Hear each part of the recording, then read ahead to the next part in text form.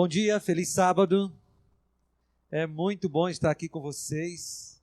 É muito bom estar na igreja, pregando com pessoas aqui no mesmo ambiente que eu. É bom sair também um pouco do ambiente da TV, da pregação da TV e vir aqui para a igreja. E eu quero dizer, dona Edna, que a senhora é o motivo do nosso trabalho lá na Novo Tempo. Tá? É muito bom ouvir um pouco da sua história, o pastor me contou, a senhora está se aproximando de Jesus, se decidindo por Jesus, continue. E quando chegar o dia do seu batismo, eu quero que o pastor me avise. Eu moro aqui pertinho também, eu quero estar junto. Eu vou contar a sua história para os colegas apresentadores lá. É muito bom vê-la aqui na igreja. Como eu falei, desse período de pandemia, nós temos pregado para muita gente. Na verdade, eu, como pastor, preguei mais nesse período de pandemia do que o normal. O pastor deve ter também essa experiência aí. Porque fica mais fácil de convidar a gente, né? Eu preguei no Brasil, preguei na Europa, preguei em vários lugares do mundo, sem sair lá do meu escritório, né? Tem as suas facilidades, porque você coloca a camisa e não precisa colocar a calça, né? Se fica de calção, só aparece daqui para cima. Mas a gente prega para muita gente. Mas tem umas coisas interessantes em pregar online, especialmente quando você prega pelo Zoom. Não sei se você conhece aquele aplicativo. Hoje todo mundo conhece depois dessa pandemia, né? O Zoom é melhor de pregar, na minha opinião, do que pregar pelo YouTube. Porque pelo menos no Zoom você está vendo as pessoas ali na tela. Mas eu estava pregando para um grupo de igrejas lá no norte do país, pelo Zoom, e o anfitrião esqueceu de mutar o microfone das pessoas que estavam assistindo. E aí, no meio da pregação ali, eu estava empolgado falando, e uma avó ou uma mãe, não sei, começou a brigar com as crianças. Começou a brigar com as crianças no meio do sermão, com o microfone no alto. E ela começou a gritar com as crianças, e acho que as crianças não estavam obedecendo muito. E eu continuei pregando, como se nada tivesse acontecendo. Né? Aí ela deve ter, trancado as crianças num quarto, acabou a briga. Aí na hora do sermão, irmãos, naquele clima, né? Você preparou tudo para a hora do apelo, para a hora do apelo. Estava fazendo o apelo para o pessoal, começou um cachorro a latir na casa de daquelas pessoas lá, e o anfitrião maluco, acho que ele não sabia mexer no Zoom, não conseguia mutar, e eu fiz o apelo com o cachorro e tudo, e converteu até o cachorro. Né?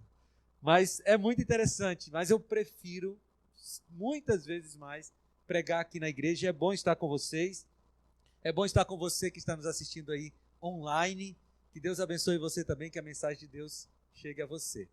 O tema geral da nossa semana de oração vai ser cristianismo radical. E eu sei que quando nós escutamos essa palavra radical, ela ganhou uma semântica muito negativa no período que nós vivemos, né?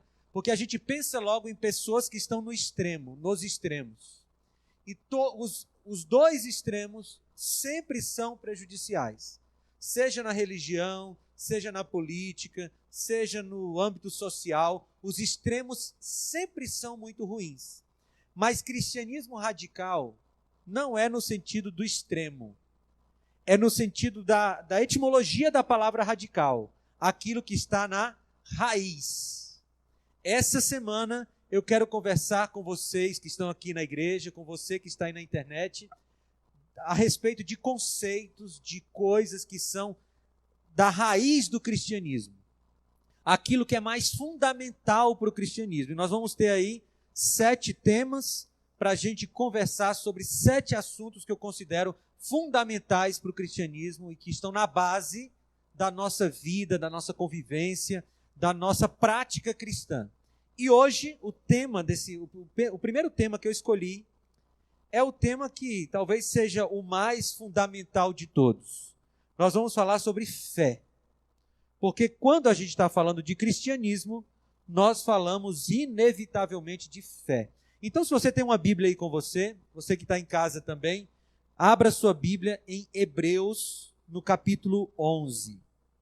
Hebreus, no capítulo 11. Deixe sua Bíblia aberta em Hebreus, capítulo 11, porque nós vamos usar a Bíblia diversas vezes aqui, vamos ler vários textos, para que a gente possa descobrir o que é a fé verdadeira, a verdadeira fé cristã. Deixe sua Bíblia aberta em Hebreus 11, e eu queria conversar com vocês um pouquinho, antes da gente entrar no texto bíblico, sobre esse conceito de fé. Porque a fé é algo que está na raiz do ser humano. Todos os seres humanos exercem fé, seja um ser humano religioso ou um ser humano não religioso. Seja o ser humano que coloca a sua fé em Deus, ou um ser humano que coloca a sua fé na filosofia, na ciência, em si mesmo ou em qualquer outra coisa. Os filósofos diriam que a fé é ontológica, ou seja, ela está ligada ao ser humano de maneira indissociável. E eu queria que você pensasse um pouquinho comigo. Nós cremos, acreditamos nas coisas com muita facilidade. Aliás, eu desconfio que a nossa maior dificuldade é de ter fé em Deus, de ter fé em Deus. Porque nós temos fé nas coisas com muita facilidade. Você quer ver? Você já deve ter viajado de avião. Quando você entrou lá no avião, na aeronave, você, em vez de ir para a sua poltrona, você foi até a cabine do piloto e disse assim: ô piloto, você pode me mostrar sua autorização de voo aí, sua carteirinha que comprova que você estudou para isso? Você pode me mostrar aí a manutenção, o laudo de manutenção do avião? Eu também quero ver quantas horas de voo você tem. E, finalmente, antes da gente viajar, eu gostaria da sua avaliação psicológica, porque eu quero saber se você não é um suicida. Depois de tudo isso, aí você vai para a sua poltrona e segue a viagem. Você já fez isso? Já viu alguém fazendo isso? Eu nunca fiz isso. Eu entro na aeronave, sento na minha poltrona e geralmente durmo antes da decolagem. Né? A gente confia, a gente acredita. Você já foi à padaria, né, comprar um pão. Quando chegou na padaria, você fez assim, ó, chama o padeiro, por favor. Chama o padeiro. Padeiro, traga os ingredientes que eu quero dar uma olhadinha. Você colocou veneno aqui? Não, não coloquei. Eu quero ver. Você sabe fazer pão? Cadê o certificado do curso de padeiro? Você faz isso? Não faz. Você chega na padaria, compra o pão sem nem imaginar como é que ele foi feito. Você compra o pão e come. E esses são exemplos muito básicos de como nós temos propensão a acreditar nas coisas. Ontem eu fui fazer um exame aqui em São José dos Campos. Entrei numa máquina de ressonância magnética. O negócio é assustador, não sei quem já fez aquele exame. Entrei naquela máquina. Eu não perguntei se o cara que estava operando a máquina ia me matar. Eu não perguntei para que servia aquela máquina. Mandaram eu deitar, eu deitei, eu entrei na máquina assim e de novo eu dormi. Eu durmo muito fácil, irmãos. Dormi o exame todo. Não sei quanto tempo durou. Na minha cabeça durou uns 30 minutos. Eu sei que eu dormi gostoso lá. Depois a mulher me acordou e eu fui para casa. A gente acredita. Mas a gente tem certa dificuldade de ter fé em Deus. E nós vamos ver por quê aqui na nossa conversa hoje. Mas nesse período de pandemia, alguns tipos de fé foram evidenciadas. Por exemplo, a gente viu por aí uma fé sazonal. Uma fé que é de eventos. E muita gente teve esse despertamento da fé com medo da pandemia do coronavírus. Isso aconteceu também naquela época, em 11 de setembro de 2001. Lembram? Aqueles que já estavam vivos. As torres gêmeas foram atacadas lá em Manhattan. O Pentágono foi atacado. Aquela ação toda dos Estados Unidos, do grupo terrorista. E as igrejas lotaram nas semanas seguintes. Por quê? Porque as pessoas olham para o evento, sentem medo, e então tem um impulso de fé para buscar a Deus. A tristeza é que esse impulso de fé não durou. E as mesmas igrejas que estavam lotadas, semanas depois do ataque às Torres Gêmeas, começaram a se esvaziar alguns meses depois. E você vai observar isso agora, porque no início da pandemia, o que tinha de gente me mandando e-mail, mensagem, direct, me perguntando, e é evento final, e o que é a Bíblia, é besta, é praga, não é praga? Já esfriou. pessoal vai se acostumando. E uma fé que é sazonal, uma fé que é de eventos, ela não dura. Você quer ver outra fé que foi muito evidenciada nesse período? É a fé utilitária. Aquela fé que quer usar a Deus, mas que não quer contato íntimo com Ele. É mais ou menos o seguinte: eu adoeci. Não, vamos para um negócio mais contextualizado. De repente, alguém anunciou no jornal que o negócio que vinha da China, e chegou muito mais rápido que as encomendas que a gente faz da China, mas o negócio que vinha da China ia infectar o mundo inteiro. De repente, as pessoas começaram a orar. Senhor, me protege do coronavírus. E a fé que essas pessoas exercem, essa fé não está interessada em Deus. Está interessada no que pode ganhar de Deus. Usa Deus mais ou menos como aquelas máquinas que ficam no aeroporto, sabe? Que servem refrigerante, água, chocolate, essas coisas. Você está no aeroporto, você não está nem lembrando da máquina. De repente, o voo atrasou, você está com fome, aí você lembra, tem a máquina. Vou lá pegar, coloca a moedinha, tira lá um pão integral e um suco de uva super bom, né? E aí você come, e o que você faz com a máquina? Esquece. Porque eu não preciso da máquina agora. Quando eu precisar de novo, eu vou na máquina. E tem gente que tem uma fé utilitária, uma fé que busca a Deus só quando precisa, que busca a Deus só quando tem necessidade, que não está interessada em Deus, mas só nas bênçãos de Deus. Nós vamos falar sobre isso essa semana. E você também vê uma fé que é baseada em frases de efeito, não na Bíblia, né? Então você vê as frases de efeito na internet e as pessoas usam textos bíblicos fora do contexto para tentar ativar uma fé. Então você pega tudo posso naquele que me fortalece, não conhece o contexto e diz assim, tudo posso naquele que me fortalece, não vou pegar coronavírus.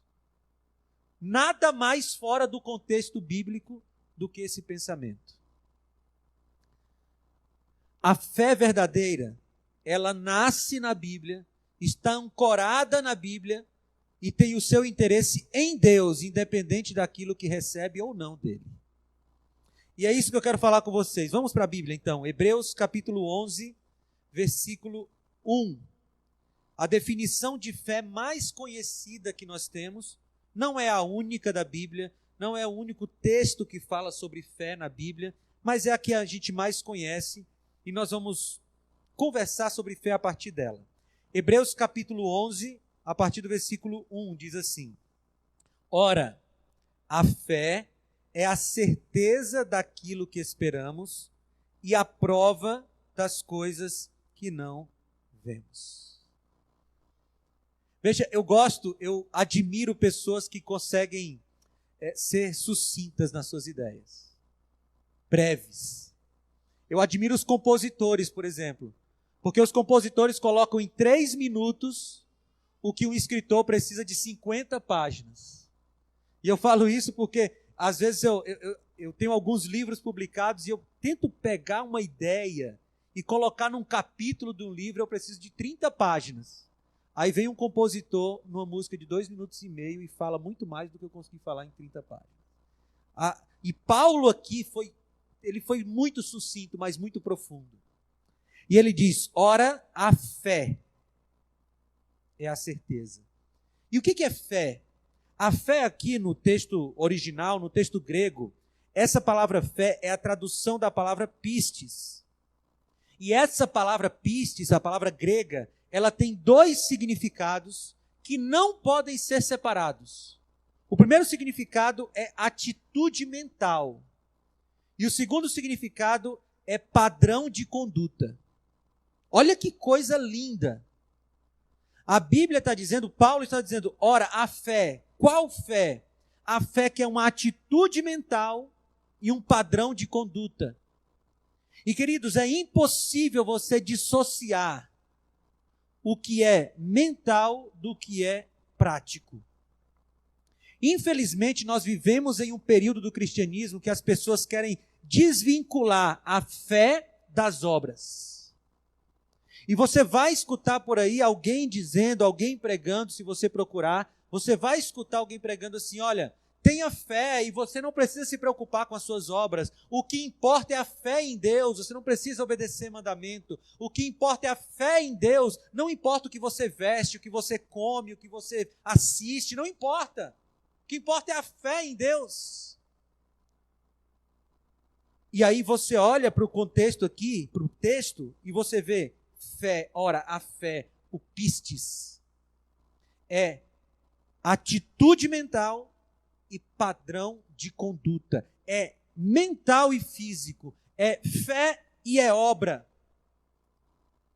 E queridos, infelizmente nós vivemos nesse período do cristianismo em que há essa separação entre fé e obras. Eu quero gastar aqui 2 ou 3 minutos explicando para você de onde veio essa divisão entre fé e obras que está alastrada pelo cristianismo hoje. Nós somos herdeiros da Reforma Protestante. Todos nós, todos os cristãos hoje são herdeiros da Reforma Protestante. E a Reforma Protestante teve como um dos seus principais atores Martinho Lutero. Tudo que nós temos hoje, ou boa parte do que nós temos hoje no cristianismo, vem das ideias de Martinho Lutero. É por isso que a gente se chama, muitas vezes, de protestantes. Agora, quem era Martinho Lutero? Lutero era um monge. Antes de ser um reformador, ele era um monge agostiniano. Já ouviu falar disso? O monge agostiniano era aquele que seguia as ideias de um teólogo, filósofo, do 4º século da era cristã, chamado Santo Agostinho, ou Agostinho de Hipona. Aí a gente pergunta, e quem era esse Agostinho de Hipona? Bem, Agostinho de Hipona era um teólogo, filósofo, neoplatônico. E aí você olha para mim e diz, não, você não vai falar de filosofia essa hora da manhã. Sábado de manhã você não vai falar de filosofia. Vou, porque você precisa entender isso aqui. Isso é definidor para você ter uma fé saudável. Agostinho de Hipona, que influenciou Lutero, foi influenciado por Platão. E quem era Platão? Platão foi um filósofo do 4º século antes de Cristo, que tinha a ideia bem cristalizada de separação entre o que era espiritual e o que era físico. Você lembra do mito da caverna? As pessoas dentro da caverna, de repente alguém sai e conhece o mundo real, volta para a caverna para falar para as pessoas que estão dentro da caverna que aquela caverna não era o mundo real e ele é rejeitado e agredido. A caverna para Platão é o mundo que nós vivemos, mundo físico. E fora da caverna para Platão é o que ele chama de mundo das ideias. E Platão dizia que o mundo real é o mundo das ideias. Lá é que está o banco real. Esse banco que você está sentado aí não é o real. O banco real está no mundo das ideias. Esse aí é uma sombra. O corpo, segundo Platão, seria a prisão da alma. A alma fez alguma coisa errada no mundo das ideias, recebeu esse castigo que é essa prisão, e o objetivo é se libertar desse corpo e voltar para o mundo real. Então a ideia de Platão é o seguinte: tudo que é bom está no mundo das ideias, no mundo espiritual. Tudo que é mal, tudo que é ruim, está no mundo físico. E esses dois mundos não se tocam, não podem se tocar. Eles são intocáveis, eles são separáveis. Aí você tem essa ideia de Platão, do espiritual que é bom e do físico que é ruim, do espiritual que é bom e do prático que é ruim, passa para Santo Agostinho. Santo Agostinho passa em sua filosofia para Lutero. Lutero passa para o mundo protestante que nós vivemos. É por isso que você vai encontrar muitos pregadores por aí dizendo que lei, que fé e obras não se tocam. É herança de Platão, um homem do 4º século antes de Cristo, influenciando o nosso tempo agora, no século 21, mas influencia.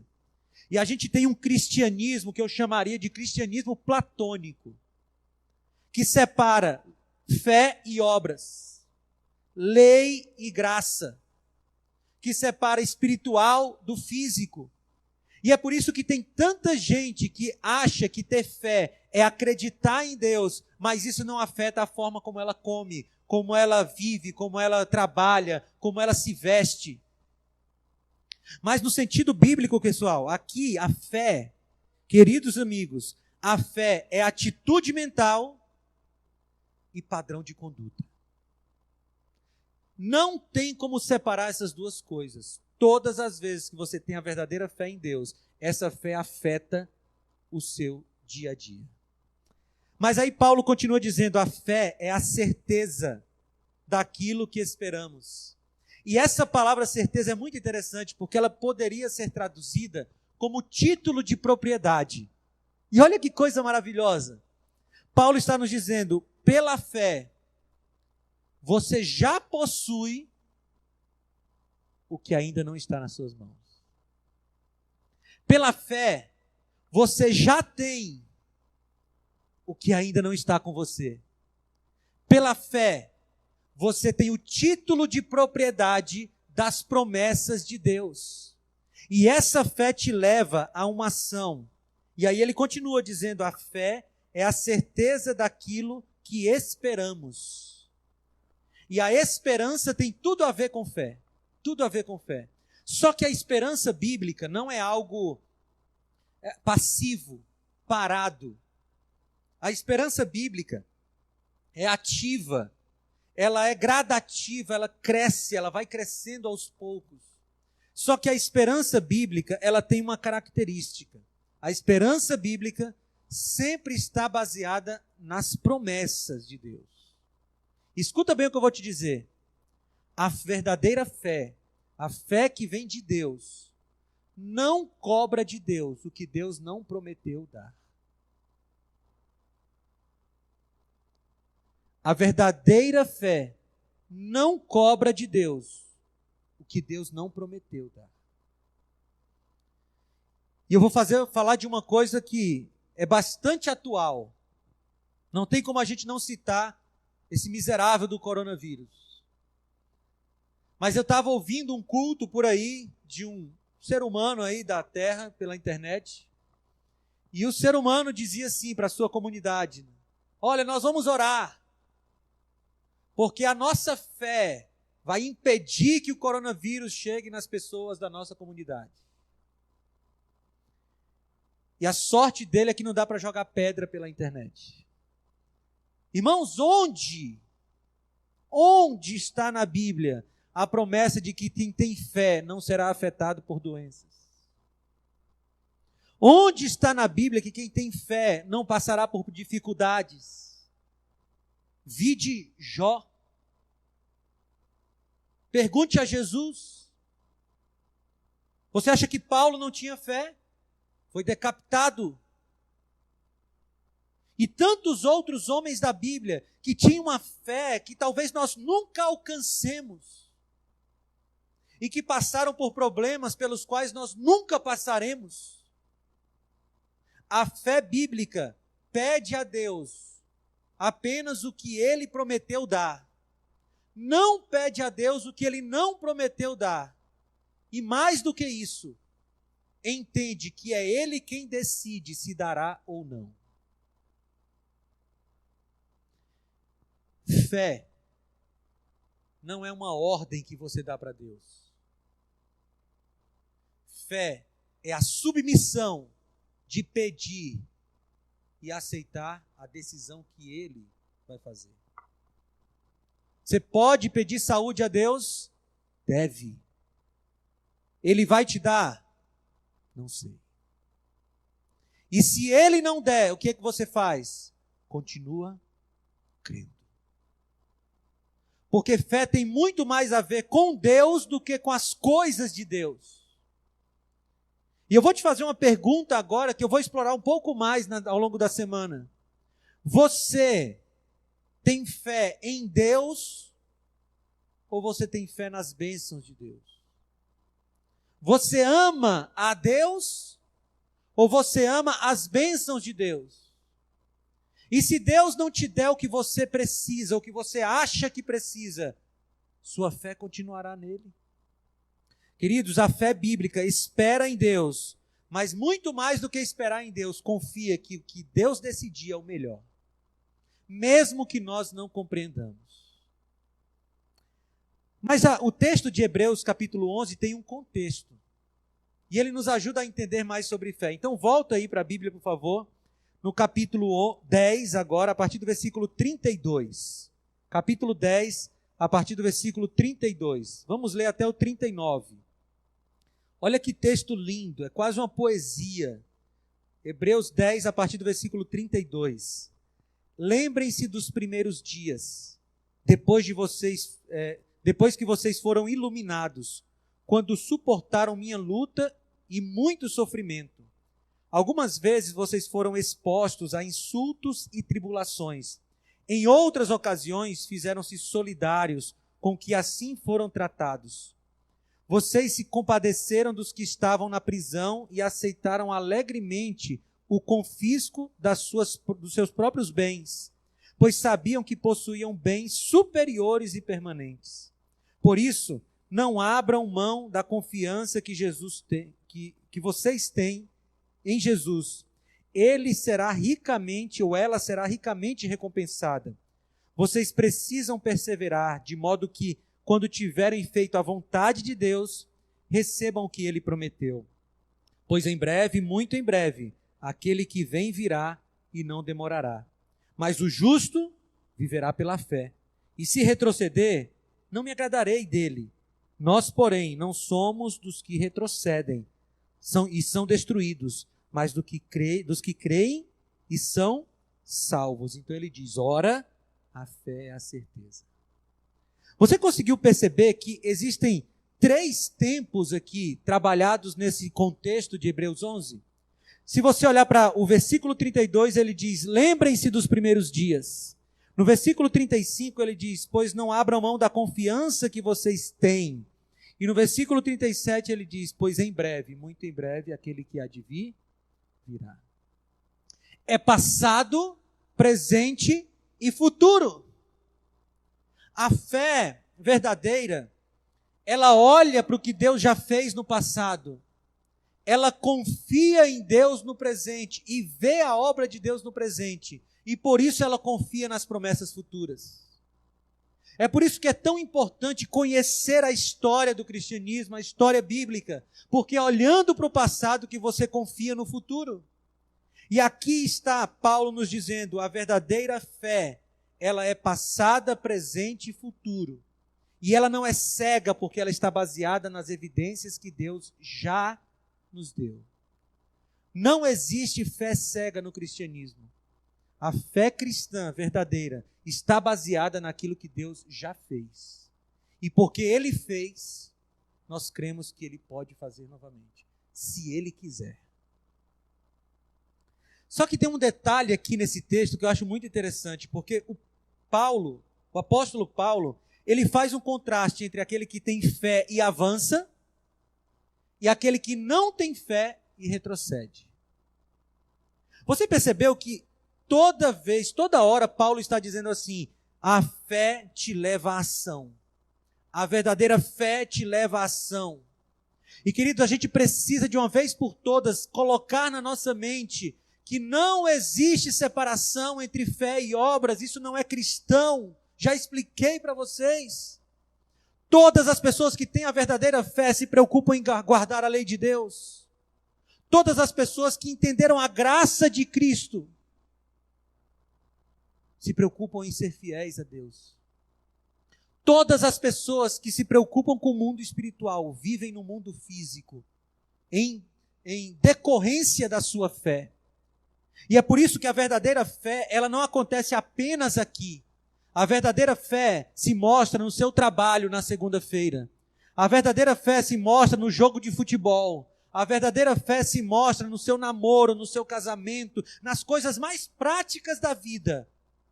A verdadeira fé se mostra, porque a verdadeira fé é mental e moral. É assentimento intelectual, sim, também, mas é prática, é conduta moral. Agora, como é que a gente atinge essa fé? Porque saber o que ela é importante, mas mais do que isso, ter essa fé é importante. E como é que a gente desenvolve essa verdadeira fé? Vamos comigo para outro texto de Paulo, por favor. Romanos capítulo 10.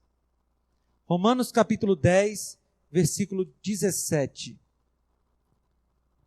Romanos capítulo 10, versículo 17. E Paulo está aqui nessa caminhada dele, mandando as cartas para desenvolver a fé dos seus queridos. E no versículo 17 do capítulo 10 de Romanos ele diz: consequentemente a fé vem por ouvir a mensagem, e a mensagem é ouvida mediante a palavra de Cristo. Não existe outra forma de você desenvolver a verdadeira fé se não for a partir do texto bíblico, do relacionamento com Jesus a partir da Bíblia. Não existe fé, escutem bem, não existe fé sem Bíblia. Fé bíblica, fé cristã não existe sem o texto bíblico. Por quê? Porque a Bíblia é um fator de relacionamento. E você não confia em quem você não conhece. Imagine a seguinte situação: você está vindo aqui nas ruas de São José dos Campos, cidade que eu considero uma cidade tranquila, dada a referência da minha cidade de origem, né? Então, você está vindo nas ruas de São José dos Campos e de repente vem alguém na mesma calçada em sua direção que você não conhece.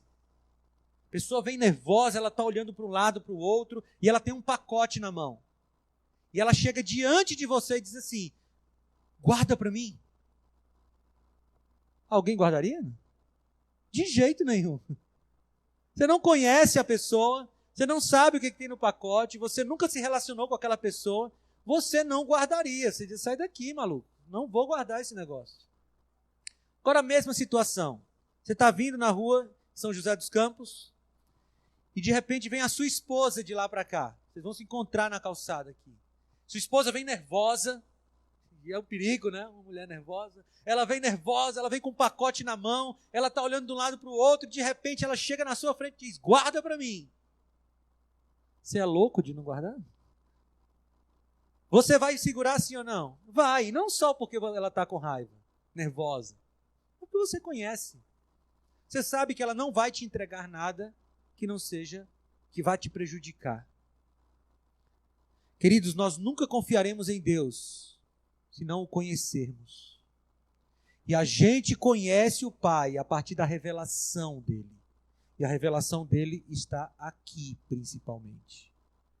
A gente conhece através da natureza? Sim, parcialmente. Mas a revelação de Deus está nesse livro. E é conhecendo esse livro que nós desenvolvemos a nossa fé. E aí a gente conhece um Pai que nunca nos abandona. Eu morei 7 anos em Santa Catarina. Vim de lá para cá. E a última cidade em Santa Catarina que nós moramos foi Joinville. Santa Catarina é um estado fantástico. Joinville é uma cidade muito legal. A maior cidade de Santa Catarina. 600 mil habitantes, mas tem aquele clima de interior. É muito legal. E o Daniel, o meu filho, na época ele tinha 3 anos, ele fazia ginástica infantil uma vez por semana na academia do Sesc. Era pertinho da nossa casa. A gente ia de bicicleta. E era muito interessante, ele gostava da ginástica, tinha os coleguinhas lá e tal. E um dia nós estávamos saindo para a ginástica e a minha esposa, a Flor, fez um pedido. Ele estava perto de mim, a gente já estava pertinho de sair. E ela disse assim: passa no supermercado e compra essas coisas aqui, aquelas listas que as esposas dão, vocês sabem, gigantesca. E depois tem mais uma outra lista que vem pelo WhatsApp, não sei se acontece com você. Mas enfim, ela disse: olha, compra isso aqui. E aí eu disse: tudo bem. E o Daniel escutou, porque ela tinha pedido para, enquanto ele estava na aula, eu ia ao supermercado que era vizinho. Aí ele disse assim: não, mamãe, não, papai, fica comigo lá, a gente vai depois. Papai, me espera e tal. E a gente se olhou e entendeu e disse: não, tudo bem, Daniel, tudo bem, eu fico lá com você, depois a gente vai ao supermercado. E aí eu cheguei na academia, na hora dele entrar na salinha, ele pegou na minha mão de novo e disse assim: papai, você vai ficar aqui, né? Vou, Daniel, vou ficar nessa cadeira aqui. Era uma cadeira que ficava bem de frente para a porta de entrada da sala da academia lá, onde ele ia fazer a ginástica. Eu vou ficar aqui, quando você sair, você vai me ver. Tudo bem, papai. E ele entrou, eu sentei ali, fiquei lendo um livro. Por algum motivo eu me levantei, fui beber água, fui ao banheiro. Quando eu voltei, a cadeira estava ocupada. E só tinha outra cadeira vazia que ficava atrás de uma parede, assim, de onde ele não conseguiria me ver da porta. Eu sentei ali, já imaginei, quando ele sair e não me vir ali, ele vai chorar. Foi exatamente assim. Quando ele saiu com a professora, a primeira frase dele: cadê meu pai? E a professora tentou ajudar. Não, ele deve estar em outro lugar e tal. Ele chega já. E aí eles deram 2 passos. E aí eles passaram daquela parede e ele me viu. Irmãos, ele correu e pulou no meu pescoço, já quase chorando. Disse: papai, pensei que você não estava aqui. E aí eu apertei ele assim e falei no ouvido dele: o papai não disse que estaria? O papai sempre estará. Sabe, o papai do céu disse que estaria. E ele sempre estará. E talvez você não consiga vê-lo.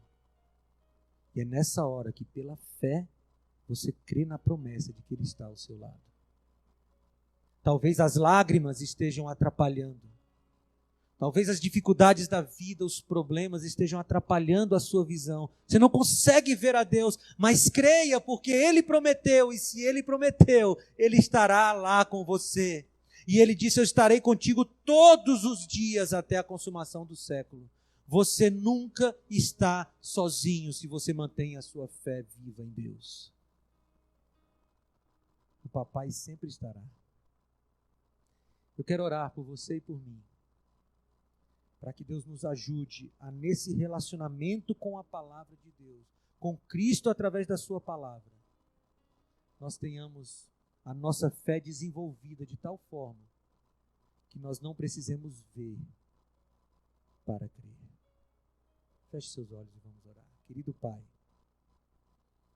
muito obrigado, Senhor, porque o Senhor nos dá esse privilégio de desenvolvermos a nossa fé.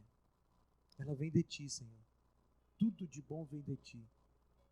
E é por isso, Senhor, que nós pedimos nesse momento que o Senhor nos ajude a desenvolvermos a verdadeira fé, de tal forma que a nossa vida prática seja um reflexo daquilo que nós cremos. Pai, esteja conosco nesse sábado, nessa semana, que possamos aprender os fundamentos da fé e colocá-los em prática. Em nome de Jesus. Amém, Senhor.